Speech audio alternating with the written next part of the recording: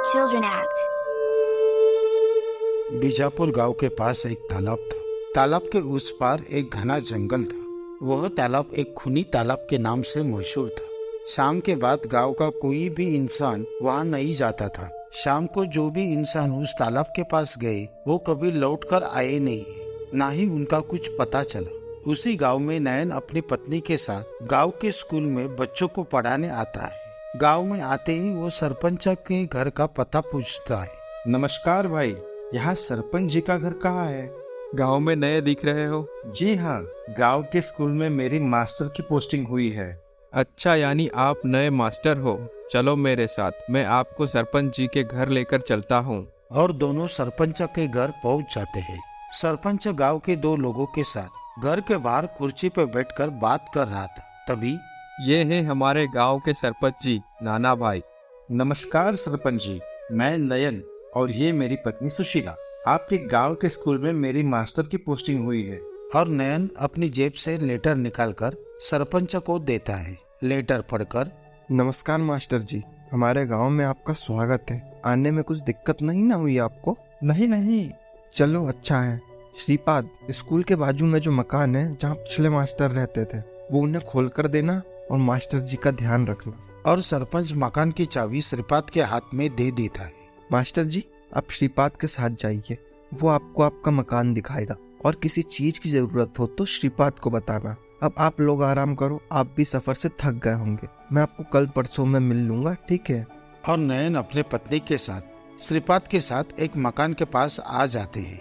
Master जी, ये है आपका मकान। ये लीजिए चाबी, 2 दिन पहले ही साफ करके रखा है। अभी आप आराम करो, मैं कल सुबह 9 बजे आऊँगा और आपको पूरा गांव घुमा दूंगा। चलता हूँ। ठीक है श्रीपाद भाई, आपने हमारी बहुत मदद की। मिलते हैं सुबह। आपकी सेवा करना ये तो मेरा फर्ज ही है। चलता हूँ। और श्रीपाद अपने घर चला जाता है। नयन घर का ताला खोलकर अपने पत्नी के साथ घर के अंदर चले जाता है। दूसरे दिन सुबह नयन श्रीपाद के साथ पूरा गांव घूमने चले जाता है। श्रीपाद नयन को गांव की स्कूल दिखाकर गांव के बनिया और कई बड़े लोगों से परिचय करके देता है। दोनों घूमते घूमते उस तालाब के पास पहुंच जाते हैं। तालाब को देखकर, कितनी प्यारी झील है ये। इसके आसपास का नजारा भी बहुत खूबसूरत है। मास्टर जी, ये झील जितनी खूबसूरत दिखती है उतनी खूबसूरत नहीं है। खूनी झील है ये। शाम के बाद जितने भी लोग यहाँ आए हैं वो वापस कभी लौटे नहीं है। इसलिए कृपा करके आप भी कभी शाम को इस जगह गलती से भी मत आना। अरे श्रीपाद भाई, कुछ भी मत बोलो। ऐसी बातों पर मेरा बिल्कुल विश्वास नहीं है। मास्टर जी, मैं झूठ नहीं बोल रहा हूँ। आप मेरी बातों पर यकीन करो। शाम के बाद यहाँ से कोई जिंदा लौटा नहीं है। कुछ तो गड़बड़ है। ठीक है, चलो चलते हैं। काफी समय गुजर गया, अभी भूख के मारे चूहे भी पेट में नाचने लगे हैं। दोनों हंसते हंसते अपने अपने घर चले जाते हैं। खाना खाने के बाद नयन के दिमाग में वही झील की बातें बार बार आ रही थी। उन बातों ने नयन को बेचैन किया था। कुछ तो गड़बड़ी लग रही है। इस बात का मुझे खुद शाम के टाइम जाकर खुलासा करना पड़ेगा और गांव वालों के सामने सच्चाई लानी पड़ेगी। शाम होते ही नयन झील के पास आ जाता है और झील को पास से देखने लगता है। तभी अचानक झील से एक बड़ी मगरमच्छ नयन के ऊपर हमला करने लगती है। पर नयन खुद का बचाव करके वहां से भागने लगता है और भागकर गांव आ जाता है। तभी उसे रास्ते में श्रीपाद मिलता है। अरे मास्टर जी, क्या हुआ? आप इतने डरे हुए क्यों हो?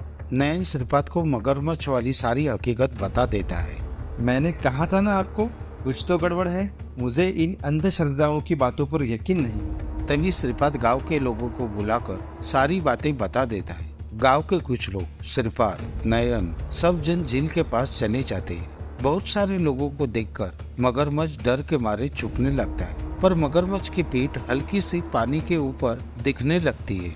देखो भाई, मगरमच्छ की पीठ दिख रही है। ये मगरमच्छ ही अंधेरे का फायदा उठाकर यहाँ पर आने वाले लोगों को खाती थी और आप लोग भूत समझ रहे थे। मैं अभी वन अधिकारी को फोन लगाकर बता देता हूँ, फिर उनके आदमी आकर मगरमच्छ को पकड़कर ले जाएंगे। और नयन फोन लगाता है। गांव के सारे लोग खुशी से नयन मास्टर को धन्यवाद देते हैं। और दोस्तों, अगर आपने अभी तक हमारे चैनल को सब्सक्राइब नहीं किया है तो प्लीज सब्सक्राइब कीजिए और लाइक और कमेंट जरूर कीजिए।